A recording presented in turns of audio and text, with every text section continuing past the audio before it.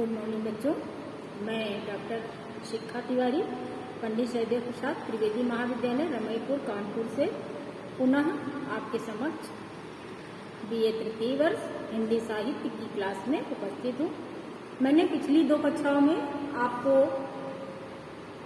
प्रथम प्रश्न पत्र अद्यतन काव्य के बारे में बताया था, जिसमें जहाँ पर पहली क्लास में ये विचार किया गया था कि अद्यतन काव्य क्या है।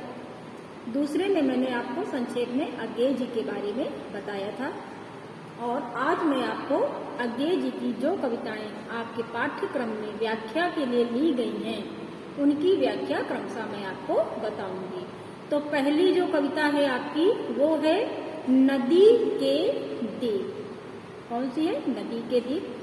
बच्चों, कोई भी व्याख्या शुरू करने से पहले हमको ये मालूम होना चाहिए कि व्याख्या किन किन बिंदुओं के अंतर्गत की जाती है। सबसे पहला बिंदु है संकेत। हम जब भी कोई व्याख्या करते हैं तो सबसे पहले हमारी दृष्टि कविता पर जाती है और हम उसको शुरू और आखिरी में देखते हैं। तो कविता का पहला शब्द डैश डैश डैश और कविता का आखिरी शब्द, ये हमको पहले लिखना होता है, तो ये संकेत के अंतर्गत आता है। दूसरी हेडिंग हमारी जो पड़ती है, जो दूसरा बिंदु है, वो है संदर्भ। तो संदर्भ में क्या देते हैं? जैसे हमारी कविता है नदी के दीप, तो इसका संदर्भ क्या होगा? मैं आपको सरल शब्दों में बताती हूँ।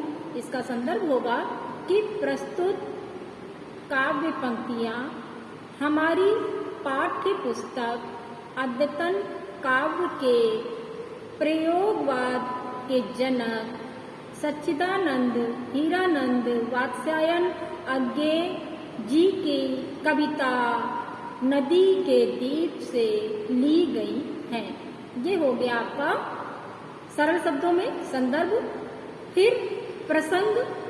अब नदी के जो दीप कविता है, उसका प्रसंग क्या होगा कि इस कविता में कवि ने नदी को माता, भूखंड को पिता तथा स्वयं को नदी का दीप बताया है।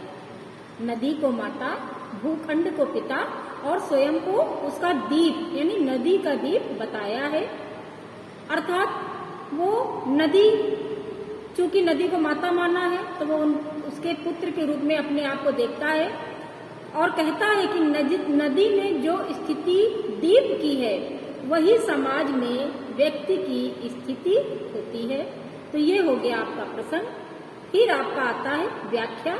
व्याख्या जो आपकी कविता है, उसको आप अपने शब्दों में कैसे टू द पॉइंट व्याख्या करते हैं, और व्याख्या के बाद में विशेष आता है या काव्यगत सौंदर्य लिखा जाता है।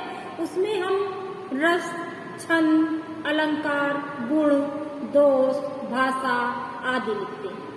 तो अज्ञेय जी चूंकि आधुनिक काल के प्रयोगवादी कवि है, तो आपकी भाषा साहित्यिक खड़ी बोली, छंद मुक्त छंद। मैं आपको पिछली कक्षा में समझा चुकी हूँ कि छायावाद में निराला जी के काव्य के बाद से कोई भी छंद बंधन नहीं था। सभी ने मुक्त छंद में ही अपने काव्य की रचना करी और भाषा खड़ी बोली ही है, चाहे वो गद्य की हो या पद्य की हो।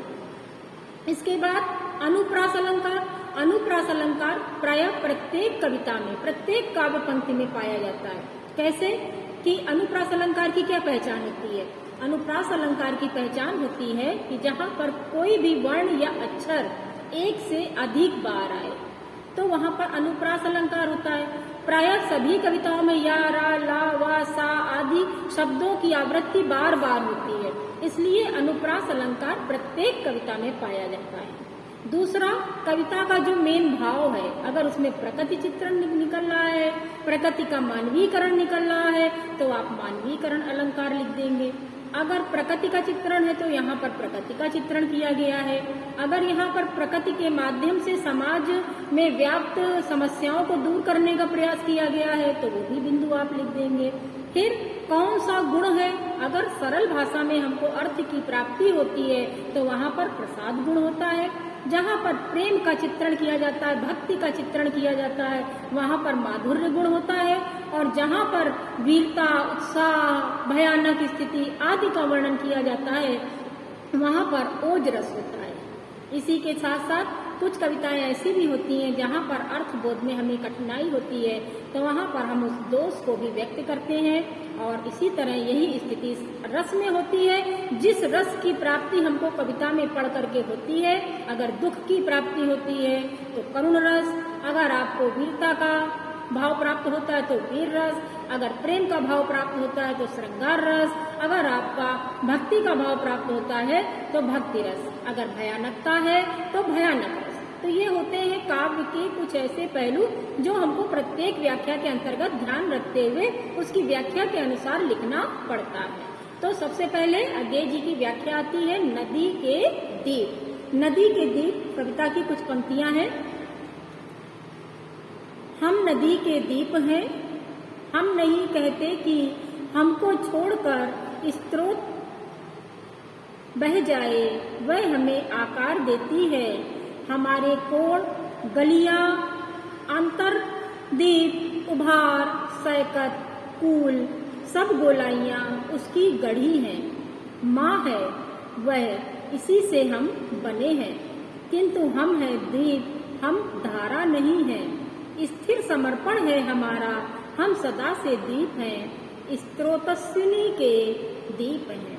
तो इसका अर्थ क्या होगा कि यहाँ पर कभी नदी को माता मान करके, भूखंड को पिता मान करके अपने को स्वयं नदी का दीप बताता है, अर्थात उसका पुत्र बन जाता है।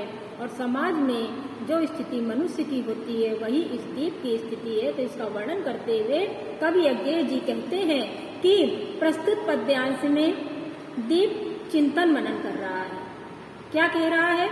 वह विचार कर रहा है कि हम नदी के दीप हैं, अर्थात नदी हमारी माता है।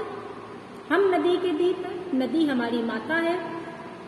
हम नहीं करते कि वह हमको छोड़कर स्रोतस्विनी बह जाए, वह हमें आकार देती है। फिर आगे कवि कहते हैं क्योंकि वही हमारा निर्माण करती है, इसलिए वह माता स्वरूप है और हम इस नदी में ही रहते हैं। अतः हम ये कभी नहीं कहते कि नदी हमको अकेला छोड़कर बहती हुई चली जाए। हमारे कोण, गलियां, अंतरी, उभार, सैकत, कुल, सब गोलाइयां उसकी गढ़ी हैं। माँ है वह, इसी से हम बने हैं। फिर आगे कवि कहता है कि यदि नदी ने हमें छोड़ दिया तो हमारी सारी पहचान मिट जाएगी। कैसे मिट जाएगी? कि हमारा अस्तित्व ही समाप्त हो जाएगा। वह हमें आकार देती है, वह हमें परिष्कृत करती है, हमें पहचान देती है। हमारे जितने भी कोण हैं, गलियां हैं, उभार हैं, बालू का जो किनारा है, उन सब की गुलाइयां आदि को एक निश्चित रूप कौन प्रदान करता है? वो नदी प्रदान करती है। अगर नदी तीव्र गति से बह जाएगी या बहने लगेगी तो जितनी भी बालू है, जितने भी किनारे हैं, सब हमारे छिन्न भिन्न हो जाएगी और दीप के पहचान का अस्तित्व जो है वो मिट जाएगा। फिर आगे कवि कहता है कि माँ है वह, इसी से हम बने हैं, किंतु हम है दीप, हम धारा नहीं है। स्थिर समर्पण है हमारा, हम सदा से दीप हैं स्रोतस्विनी के। तो आगे कवि कहता है कि हम नदी के दीप के रूप में हैं। यहाँ नदी समष्टि चेतना अर्थात समाज का प्रतीक है तथा दीप व्यष्टि चेतना अर्थात व्यक्ति का प्रतीक है। समाज में व्यक्ति का जो अस्तित्व है उसे हम समाज से अलग रख करके नहीं देख सकते हैं। जिस प्रकार व्यक्ति का निर्माण समाज से होता है, ठीक उसी प्रकार दीप का निर्माण नदी से होता है। हम अपनी माँ समान नदी की धारा का रूप धारण नहीं कर सकते हैं। स्थिर रह करके ही हम नदी के प्रति समर्पण व्यक्त कर सकते हैं। कवि नदी के प्रति दीप के संपूर्ण समर्पण का चित्रण करता है।